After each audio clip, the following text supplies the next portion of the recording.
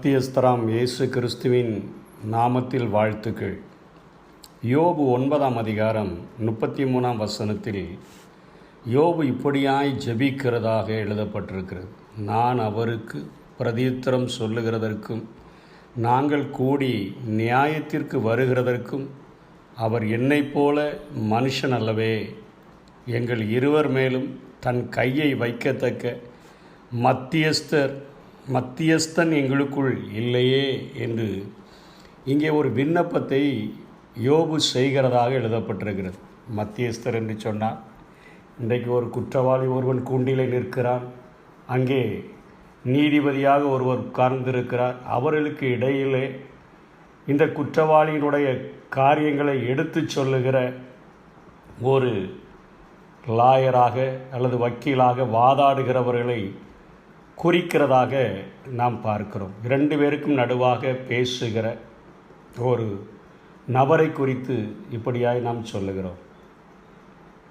யாக்கோபு வாழ்விலே ஆண்டவர் தன்னை இப்படியாய் வெளிப்படுத்தினதை ஆதியாகமத்திலே நாம் பார்க்க முடியும். ஆதியாகமம் 28ஆம் அதிகாரத்திலே அவன் 11ஆம் வசனம் முதல் சொல்லப்படுகிறது. ஒரு இடத்திலே வந்து சூரியன் அஸ்தமித்தபடியினால் அங்கே ராத்தங்கி அவ்விடத்து கற்களில் ஒன்றை எடுத்து தன் தலையின் கீழ் வைத்து அங்கே நித்திரை செய்யும்படி படுத்து கொண்டான். அங்கே அவன் ஒரு சொப்பனத்தை கண்டான். இதோ ஒரு ஏணி பூமியிலே வைக்கப்பட்டிருந்தது, அதன் நுனி வானத்தை எட்டியிருந்தது. அதிலே தேவதூதர் ஏறுகிறவர்களும் இறங்குகிறவர்களுமாய் இருந்தார்கள். அதற்கு மேலாக கர்த்தர் நின்று, நான் உன் தகப்பனாகிய ஆபிரகாமின் தேவனும் ஈசாக்கின் தேவனுமாகிய கர்த்தர், நீ படுத்திருக்கிற பூமியை உனக்கும் உன் சந்ததிக்கும் தருவேன் என்றார். இங்கே ஒரு ஏணி வைக்கப்பட்டதாக யாக்கோபு பார்க்கிறான்.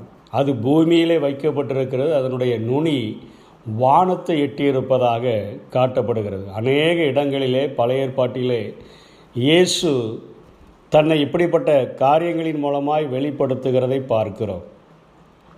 ஆதியிலே ஆதாம் ஏவாள் வாழ்ந்த நாட்களிலே அவர்களுடைய பாவத்தை மூடுகிறதற்காக உலக தோற்றத்திற்கு முன்னே அடிக்கப்பட்ட அந்த இயேசு என்று சொல்லுகிறது. அந்த தோட்டத்திலே ஒரு ஆடு அடிக்கப்பட்டு அதனுடைய தோளினால் அவர்களுக்கு உடை கொடுக்கப்படுகிறது என்று பார்க்கிறோம்.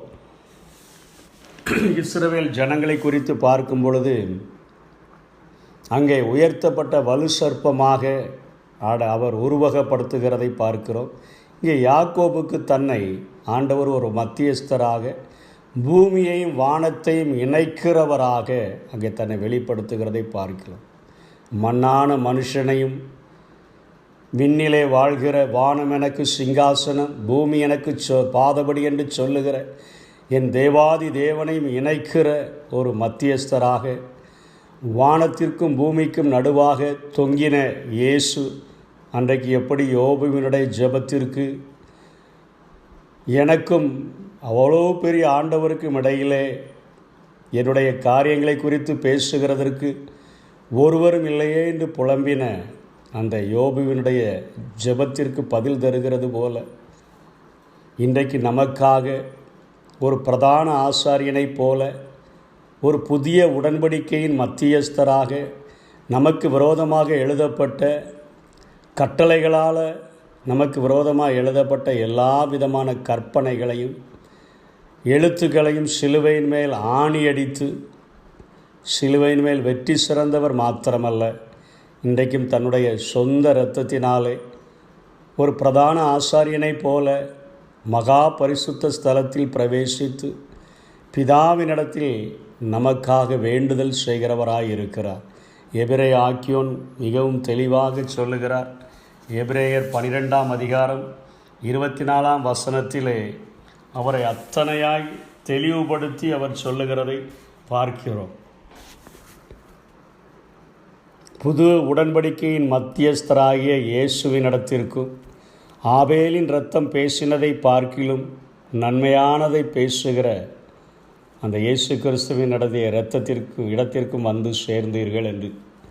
ஆபேலுடைய இரத்தம் ஒருவேளை தன்னுடைய சகோதரன் தன்னை பழி வாங்கினபடியினாலே, ஆண்டவரே நீர் எப்பொழுது நியாயம் செய்வீர் என்று சொல்லி நியாயத்தை குறித்து பிதாவினிடத்தில் பேசி கொண்டிருக்கலாம். தேவன் சொல்லுகிறார், உன் சகோதரனுடைய சத்தம் பூமியிலிருந்து என்னை நோக்கி கூப்பிடுகிறது என்று சொல்லி, அது நியாயத்திற்காக அது தேவனை நோக்கி கூப்பிட்டு கொண்டிருக்கிறது. ஆனால் இங்கே இயேசு கிறிஸ்துவினுடைய இரத்தம் நாம் பாவிகளாய் இருந்த போதிலும் கூட, நாம் துன்மார்க்கர்களாய் இருக்கிற போதிலும் கூட, நம்மிடத்தில் எடுத்துச் சொல்கிறதற்கு எந்த நியாயமும் இல்லாமல் இருந்த போதிலும் கூட, நமக்காக வானத்துக்கும் பூமிக்கும் நடுவாக ஒரு மத்தியஸ்தராக தொங்கினவர் மாத்திரமல்ல, தன்னுடைய சொந்த இரத்தத்தை கைகளிலே ஏந்தி கொண்டு நின்றவராக இன்றைக்கும் பிதாவினுடைய முன்பாக நின்று கொண்டு, ஆண்டவரே இவர்களுடைய பாவங்களை மன்னிக்கும்படியாய் என்னுடைய எல்லா சொட்டு இரத்தத்தையும் நான் சிந்தியிருக்கிறேன் என்று சொல்லி, இவர்களை எப்படியாவது மீட்டுவிடும், இவர்கள் பாவங்களை மன்னித்துவிடும், இவர்களுடைய பாவத்தின் தண்டனையை இவர்கள் அனுபவிக்க கூடாதபடி எல்லா விதமான தண்டனைகளையும் நான் அனுபவித்து இருக்கிறேன், அவர்கள் செய்த எல்லா பாவத்திற்கும் நான் விலைக்கிரயமாக என்னுடைய இரத்தத்தையே நான் செலுத்தி இருக்கிறேன், ஆகவே நீர் இவர்களை மன்னிக்க வேண்டும் என்று சொல்லி, நாம் பாவிகளாய் இருக்கிற போதிலும் கூட, துரோகிகளாய் வாழ்ந்த போதிலும் கூட நமக்காக பரிந்து பேசுகிற ஒரு மத்தியஸ்தராகிய இயேசு நமக்கு இருக்கிறார். அவருடைய அன்பை புரிந்து கொண்டவர்களாக, அவருடைய இருதயத்தை வேதனைப்படுத்தாதவர்களாக இன்றைக்கும் பிதாவினுடைய வலது பார்சத்திலே எனக்காக நின்று கொண்டு பரிந்து பேசுகிற அந்த அன்பின் அந்த சத்தத்துக்கு நான் செவி கொடுத்து, ஆண்டவரே உமக்காக வாழ என்னை அர்ப்பணிக்கிறேன் என்று சொல்லி ஒப்பு கொடுத்தோம் என்று சொன்னால், பிதாவோடு கூட நம்மை ஒப்புரவாக்கி, நம்மை பிதாவோடு கூட பிதாவை அப்பா என்று அழைக்க பண்ணுகிற ஒரு புத்திர சுவிகாரத்தின் ஆவியை பெறுகிறவர்களாகவும் அவர் நம்மை மாற்றிவிட முடியும். அப்படிப்பட்ட உறவை இந்த நாட்களிலே மத்தியஸ்தராகிய இயேசு நமக்கு தந்தருள்வாராக. ஆமென். நீ சிந்திய ரத்தம் எனக்காய் பரிந்து பேசு, நீ சிந்திய ரத்தம் தினம் என்னை வாழ வைக்குது, நீ சிந்திய ரத்தம் எனக்காய் பரிந்து பேசுது, நீ சிந்திய ரத்தம் தினம் என்னை வாழ வைக்குது.